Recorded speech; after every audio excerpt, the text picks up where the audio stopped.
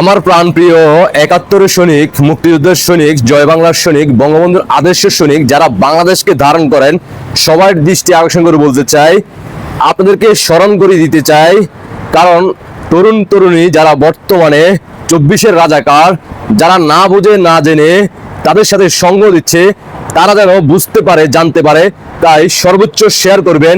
1971-এ 14-13 December কি ঘটেছিল, তখন পাকিস্তানি হানাদার বাহিনীরা আমাদের বাংলাদেশে কাদেরকে টার্গেট করে তারা গণহত্যা চালিয়েছিল, সেই ইতিহাসটা তুলে ধরার চেষ্টা করতেছি। তাই সবাই সবার জায়গা থেকে সর্বোচ্চ শেয়ার করবেন, যাতে করে বাংলাদেশের সাধারণ জনগণ সবাই জানতে পারে বিষয়টা।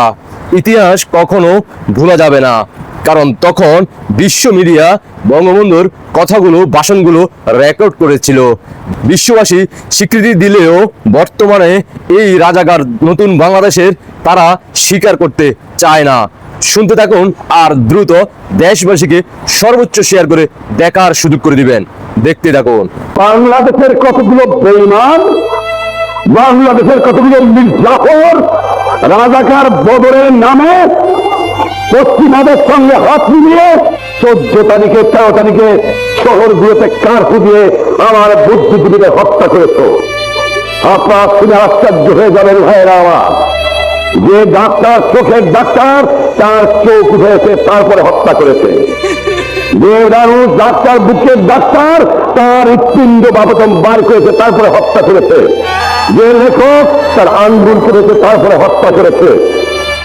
দাম দিয়ে কিনেছি বাংলা, কারোর দানে পাওয়া নয়।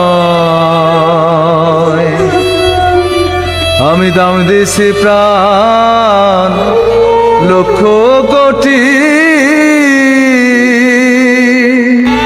জানা আছে জগৎ। কি দেখলেন তো, 13 আর 14 ডিসেম্বর, এটি সেই 71-এর সময়। এই দুই দিনে বাংলাদেশে এই আমাদের বাঙালি ভাইয়েরা প্রাণ হারায়। ডক্টর সুধী ইউনূস আজ তাদের পক্ষে নিয়ে এই বাংলাদেশের ভূখণ্ডকে তাদের হাতে তুলে দেওয়ার জন্য জামাত রাজাকার 24-এর সমন্বয়ক রাজাকার বংশের সন্তানেরা আবারও চাচ্ছে এই বাংলাদেশকে তারা তাদের হাতে তুলে দেওয়ার জন্য। তাই বাংলাদেশকে যারা ভালোবাসেন তাদের দৃষ্টি আকর্ষণ করে বলতে চাই, যার যার অবস্থান থেকে সবাই গর্জে উঠুন, রুখে দাঁড়ান। 71 পরাজিত শক্তিদেরকে এই বাংলার মাটি থেকে বিদায় করার জন্য সবাই সবার জায়গা থেকে স্লোগানে গর্জে উঠুন। এই রাজাকার বংশের সন্তানদেরকে এই বাংলার মাটিতে সুযোগ দেওয়া যাবে না। তারা বিগত 54 বছর অনেক চেষ্টা করেও তারা পারে নাই, আর সেটা তারা ঘটাইছে 2024-এ 5 আগস্ট।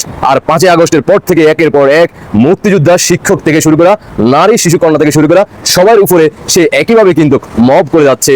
আশা করি বুঝতে পারছেন। দেশবাসীকে দেখার সুযোগ করে দিবেন। আপনাদের ব্যক্তিগত মতামত অবশ্যই কমেন্টে জানিয়ে দেবেন।